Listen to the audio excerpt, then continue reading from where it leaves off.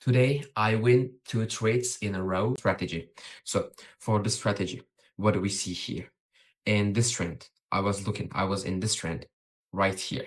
So I marked out my highest and the lowest area at this trend. The lowest area is going to be here, and the highest area is going to be here. All right. So I waited for the price take one of those, which the price could have taken the low high one, or so what we're gonna do, we're gonna wait. So we waited. So what we are going to do, so let's think this is our price. All right, what was our roof and the floor method? We are going to be waiting for a break of structure, so breaker block at one of this side. As soon as it breaks, we are going to be waiting for retest to the structure area, and we go boom. Same thing from here. If it breaks, we are going to be waiting for retest to the structure. As soon as it retests, boom, like this. So what I did in this trade. So I waited for that liquidity. So this is our liquidity run. All right. So this side is our liquidity. This is our sell side liquidity. All right. So what do we see with these candlesticks? We liquidity run. So it's a confirmation that we are going to go in the same trend. So we cannot be thinking to go long in this position. Because why? We have a liquidity swap. I'm sorry. We have a liquidity run at this area. If there was a liquidity swap, we might have a confirmation to go upside, to go low. Our floor, right? We break our floor. So what I'm going to be waiting for, I'm going to be waiting for retest, which is this candle. As soon as after this retest candle, I have waited to open a black candle to have just more confirmation. All right. As soon as it opens, I open the trade at this position and I put my stop loss to this swing low, and boom. So, and also, which is important, why did I put my trade profit to this side? So if we see in this area, we have a lot of rejections. We have a supportive supply, right? It's very protective. It's hard to break, right? And there is an order block at this side. It's kind of order block, not the 100%, but the order block, which area that blocks our orders, all right? So I could have put my take profit either this level, or this level. So what I have did, I put my stop loss to this low right here, right? You might even gonna put your take profit to here, but I want to be like the 100% sure, because yeah, I don't have much capital, so I don't want to lose. Of course, in trading, you are gonna lose, you're gonna win, but I just want to make sure I decrease the risk percentage.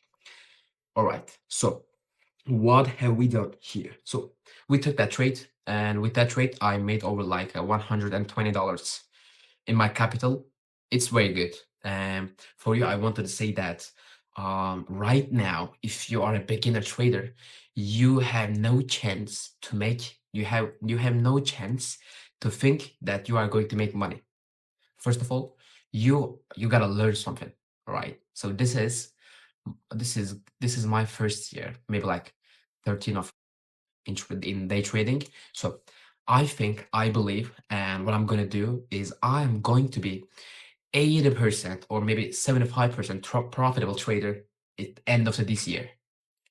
All right, so it's important. So if you think that you are going to be making money with day trading in 2 months, 3 months, just quit it. All right, just find a job at Starbucks or McDonald's. This is not good for you. All right, so let's jump on the trade two, the second trade. So in here, so this was our accumulation, all right? So we have a PO3. What's PO3? PO3 is power of 3. What's the power of 3? In the power of 3, what do we see? The power of 3, first of all, we have an accumulation, all right? Then we have an expansion, and then we have a distribution. This is how the smart money works, all right? In every chart, in every pair, in S&P 500, in Nasdaq, in gold, in Euro USD, in GBP, JPY, you are going to be seeing in this PO3 in every pair, all right? So what do we have here? We have an accumulation at this side. We have accumulation, and we have expanded, and now we are waiting for expansion, distribution. Easy. So what I was looking for, the price created an order block at this area, which I marked, but I'm going to mark again. So we have an order block at this area. So the price, in the first order confirmation, the price hit the order block and it worked. All right, so it couldn't break the order block. So what was I looking for? As soon as price comes and retest to this order block, I jump on a trade and a massive cock. What kind of cock is this? But you see, it was a very easy trend. So I am going to be I also want to talk about the high time frame. What's the high time frame? I mean, it's very important. If we jump on the 2 hour, so we have another confirmations in the high time frames. What was it? For example, let's see. In this position in the first trade, we were looking for the go short. All right. Yes. So what do we see here? We have liquidity swept at this area. So this is our first confirmation that we are going to be in same trend. We are still in downside. This is our confirmation. And with this liquidity run to the downside, we are 100% sure. That's why I took that trade. All right. Very, very, very easy. So if you don't know your daily bias, if you don't know your high time frame, where the high time frame price wants to go, you are not going to be able to make money. So because of that, always starts to analyze your chart with daily. All right. So first you gotta look to daily. All right. You see, oh, wait a minute, what is it? What does it see? So in the daily, we are in the 4 hour time frame. What do we see? What can I expect? I can expect to do a retest to the neckline area to go low, and I might want the price to take down these lows, which is easy. Like, the thing that I'm trying to say, always start analyzing your chart in daily time frame, then jump into the 4 hour, then jump to hour, 1 hour, 30 minutes, 50 minutes, 10 minutes, 10 minutes, 5 minutes, and 1 minute. So which is very important. So you gotta find your daily bias. For daily bias means the price, the place where your price wants to go. If you think that you are, for example, let's jump in the chart again. So I'm going to delete everything.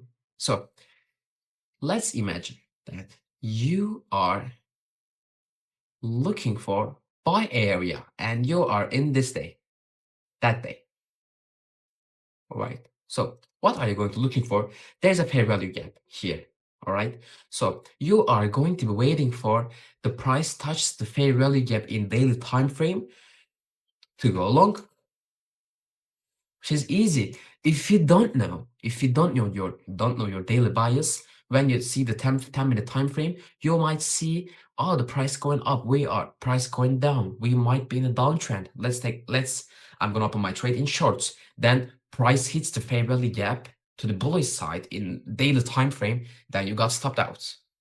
That's why it's too important. So today I am very tired. So I think this video is very useful, and if you guys watch it, you are going to have some information, some knowledge, some pure information about this topic. And don't forget to like and subscribe. I am going to make more videos.